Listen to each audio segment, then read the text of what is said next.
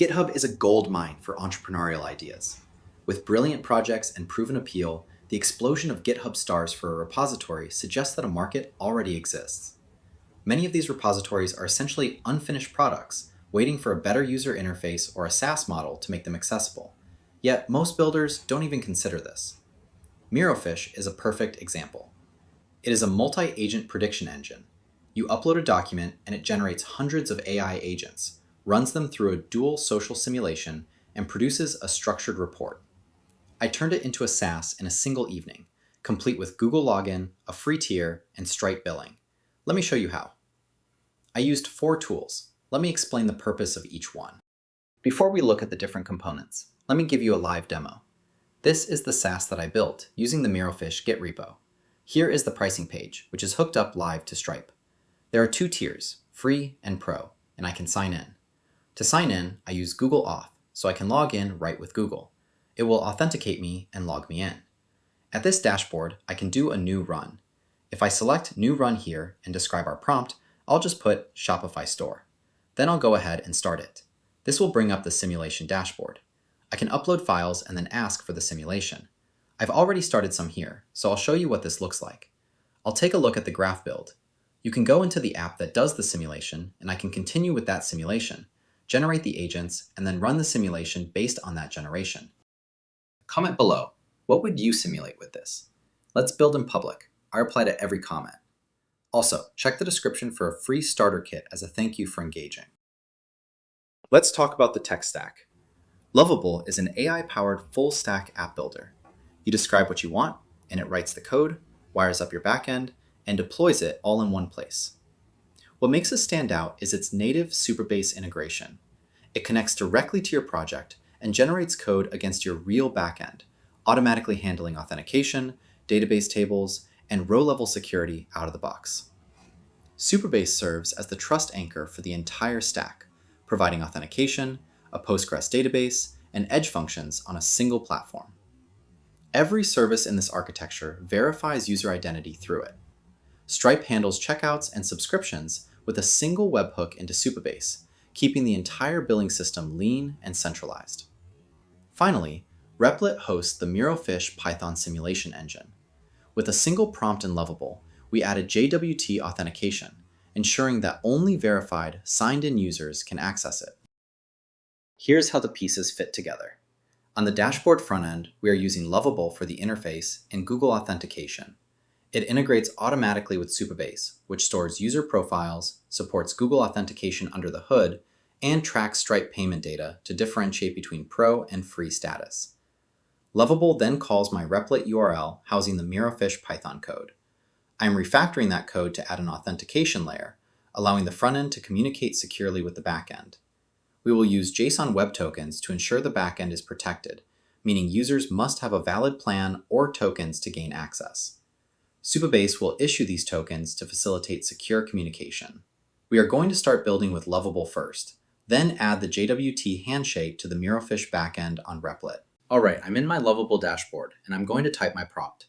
This prompt will be, build MiroFish, a SaaS dashboard that accesses an AI simulation backend. We will give it a placeholder URL for the Replit app that we are going to stand up shortly. It is going to use Google Sign-in via the Lovable Cloud for authentication, and the plans will include a free tier and a pro tier. The free tier will have 3 simulations per month, and the pro tier will have an increased amount. As for the pages, I wanted to build a landing page, a login page, pricing, and a protected dashboard. I also want a monthly usage progress bar and a new run button that launches the simulation. Here is how the workflow works. The user submits a prompt into the dashboard. The server checks the quota and logs the run. Then it opens the Replit app in a new tab with the prompt and the user's authentication token in the URL. It then calls Replit to start the simulation session. In terms of data, the profiles, subscriptions, and simulations will all have row-level security. I want a clean, modern SaaS design, so let's go ahead and do that. The plan is here, so let's get started. As part of the planning process, it asks me a few different questions. First, what is the Replit backend? I'll just use a placeholder for now. What token should it use for verification? Let's use a JWT token. When should the monthly quota reset? Let's set it to a rolling 30 days. And how built out should the landing pages be? Let's go with a single focus, single session landing.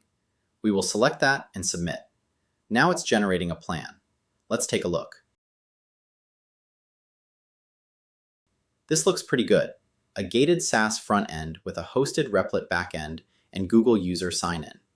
It uses Auth and a database, and it gives all the details here.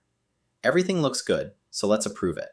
It has the plan and is now enabling the Lovable cloud while it builds.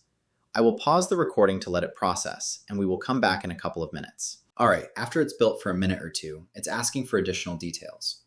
This is for Stripe payments. I want to be able to accept payments globally, and these are the features it's asking to include. I'll just hit continue. That's going to continue building it all out. It found a Stripe product already created from a previous build, so I'll just reuse MiroFish Pro at $39 per month. I'll go ahead and allow that. All right, so now the app is built. You can see here that MiroFish is ready to be tested. It has created the cloud database and includes information for authentication, payments, and pages. You can even see that the pricing is all working. If I go into the cloud settings, we can see that the database has already created profiles for us. This is all running on Supabase. The Profiles section is where user data will be stored as accounts are created. This is also where we are going to keep information regarding subscriptions. As people sign up for the free or pro tiers, it will add that data through the Stripe integration.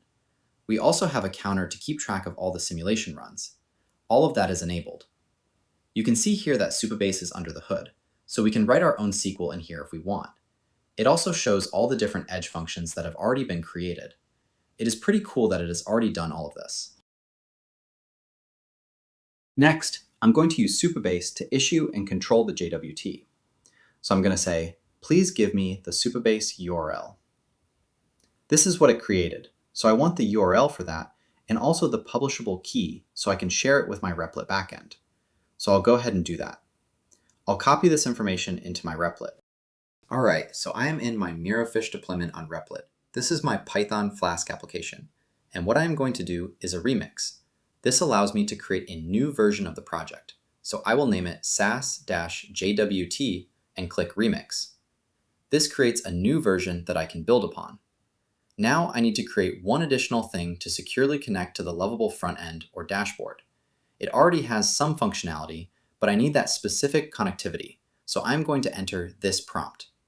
I want to lock down my Flask backend by validating a Supabase JWT. I have the details here, and I'm going to pass it the Supabase URL. This is where I use Supabase to verify that I have a valid token for the front end. On the view front end, I will strip the token from the address bar and attach it as a bearer token on every call, passing in the information I gathered earlier. Now I will go ahead and run that. Now that I have successfully completed that, the only thing left to do is copy this URL. This is just for testing, but for deployment, I would publish it first and then copy that URL. So we will copy the URL and go back to my Lovable instance. I'm going to say, please connect to this Replit URL. We will let that build. All right, now that it's finished building, we can test it. I can see that the pricing page works, a free level and pro level. I'll log in with Google and type my password. All right, I'm going to allow, and I'm taken to my dashboard.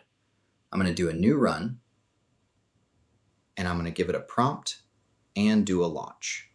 Now I'm in my MiroFish app with all the functionality of the open source repo.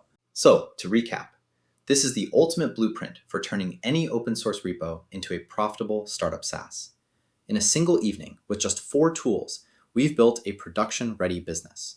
We've got Google OAuth set up and a free tier that's actually enforced at the database level. We've got Stripe billing that triggers a single row update the second a payment clears.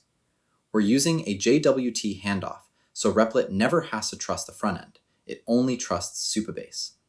And we added that quota edge function to block runs without needing a full round trip to the application logic. If this saved you some time, go ahead and hit like. It really helps other developers find the video. And make sure to subscribe so you don't miss the next one.